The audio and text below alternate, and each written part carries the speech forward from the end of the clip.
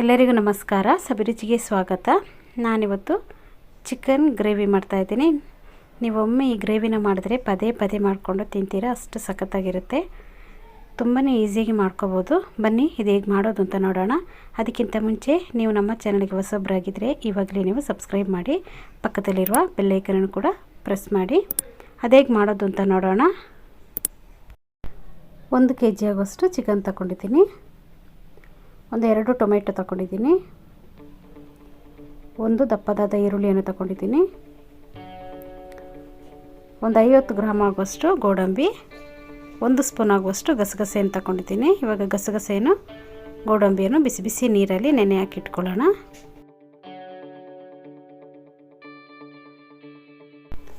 ಇವಾಗ ಒಂದು ಬಾಣಲೆ ಇಟ್ಕೊಂಡಿದ್ದೀನಿ. ಬಾಣಲೆಗೆ ನಾನು 2 ಟೇಬಲ್ ಸ್ಪೂನ್ ಆಗುವಷ್ಟು ಎಣ್ಣೆಯನ್ನು ಹಾಕ್ಕೊಂಡಿದ್ದೀನಿ. ಎಣ್ಣೆ ಚೆನ್ನಾಗಿ ಬಿಸಿಯಾಗಲಿ. ಎಣ್ಣೆ ಬಿಸಿಯಾಗಿದೆ. ನಾವು ತೊಳೆದು ಇಟ್ಕೊಂಡಿರುವಂಥ ಚಿಕನನ್ನು ಹಾಕ್ಕೊಳ್ತಾ ಇದ್ದೀನಿ. ಎಲ್ಲ ಚಿಕನನ್ನು ಹಾಕ್ಕೊಳ್ಳೋಣ. ಚಿಕನ್ ಹಾಕೊಂಡ್ಮೇಲೆ ನಾವು ಇದಕ್ಕೆ 1 ಟೇಬಲ್ ಸ್ಪೂನ್ ಆಗುವಷ್ಟು ಶುಂಠಿ ಬೆಳ್ಳುಳ್ಳಿ ಪೇಸ್ಟನ್ನು ಹಾಕ್ಕೋಬೇಕು. ಇದಕ್ಕೇ ಒಂದು ಅರ್ಧ ಸ್ಪೂನ್ ಆಗುವಷ್ಟು ಅರಿಶಿಣವನ್ನು ಹಾಕ್ಕೊಂಡಿದ್ದೀನಿ. ಇವೆಲ್ಲವನ್ನು ಹಾಕ್ಕೊಂಡು ಚೆನ್ನಾಗಿ ಒಮ್ಮೆ ಮಿಕ್ಸ್ ಮಾಡ್ಕೊಳ್ಳೋಣ. ಈ ಚಿಕನಲ್ಲಿರುವ ನೀರೆಲ್ಲ ಚೆನ್ನಾಗಿ ಬಿಟ್ಕೋಬೇಕು. ಇದನ್ನು ನೋಡಿ ಈ ಥರ ಚೆನ್ನಾಗಿ ಮಿಕ್ಸ್ ಮಾಡಿ ಇಟ್ಬಿಡೋಣ. ಇದಕ್ಕೇ ನಾನು ಈ ಚಿಕನಿಗೆ ಎಷ್ಟು ಬೇಕು ಉಪ್ಪು ಅಷ್ಟನ್ನು ನೋಡ್ಕೊಂಡು ಹಾಕ್ಕೋಬೇಕು. ಉಪ್ಪು ಹಾಕಿದ್ಮೇಲೆ ಚೆನ್ನಾಗಿ ಒಮ್ಮೆ ಮಿಕ್ಸ್ ಮಾಡ್ಕೋಬೇಕು. ನೋಡಿ ಚೆನ್ನಾಗಿ ಮಿಕ್ಸ್ ಮಾಡ್ಕೊಂಡಿದ್ದೀನಿ. ಇವಾಗ ನಾನು ಇದನ್ನು ಮುಚ್ಚಳ ಮುಚ್ಚಿ ಇದನ್ನು ಇಟ್ಬಿಡೋಣ.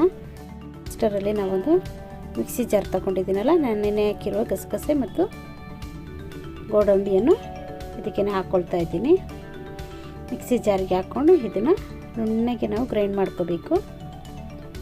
ತರಿತರಿಯಾಗಿರಬಾರ್ದು, ನುಣ್ಣಗೆ ಪೇಸ್ಟ್ ಥರ ಹಾಕಬೇಕು. ಅಷ್ಟರವರೆಗೆ ನಾವು ಇದನ್ನು ಗ್ರೈಂಡ್ ಮಾಡ್ಕೊಳ್ಳೋಣ. ನೋಡಿ ಈ ಥರ ಗ್ರೈಂಡ್ ಮಾಡ್ಕೊಂಡಿದ್ದೀನಿ. ಇಷ್ಟಾದರೆ ಸಾಕು. ಇವಾಗ ನಾನು ಒಂದು ಮಿಕ್ಸಿ ಜಾರ್ ತೊಗೊಂಡಿದ್ದೀನಿ. ಅದಕ್ಕೆ ನಾನು ಕಟ್ ಮಾಡಿರುವಂಥ ಟೊಮೆಟೊವನ್ನೆಲ್ಲ ಹಾಕ್ಕೊಳ್ತಾ ಇದ್ದೀನಿ.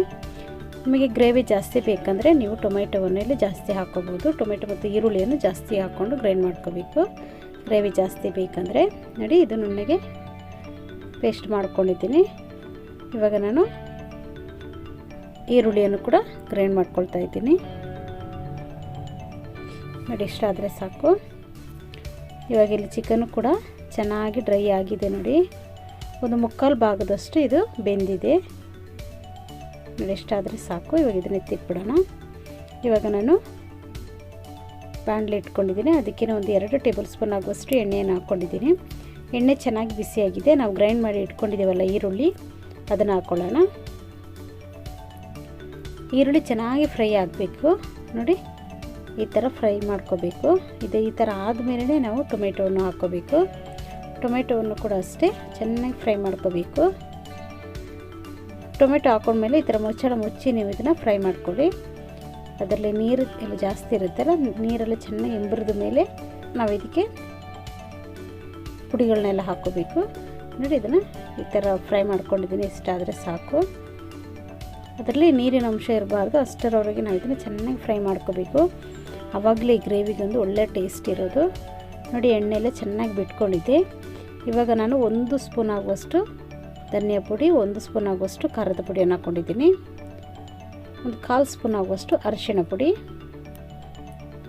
ಹಾಕ್ಕೊಂಡಿದ್ದೀನಿ. ಚೆನ್ನಾಗಿ ಫ್ರೈ ಮಾಡ್ಕೊಳ್ಳೋಣ.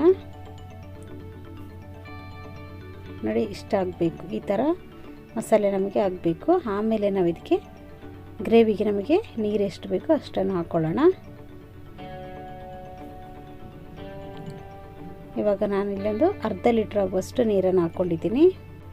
ಈ ಗ್ರೇವಿಗೆ ನೋಡಿಕೊಂಡು ನೀವು ಉಪ್ಪನ್ನು ಹಾಕ್ಕೊಂಡು ಕುದಿಸ್ಕೊಳ್ಳೋಣ. ಚೆನ್ನಾಗಿ ಇದು ಕುದಿ ಬರಲಿ. ನೋಡಿ ಗ್ರೇವಿ ಕೂಡ ಚೆನ್ನಾಗಿ ಕುದೀತಾ ಇದೆ.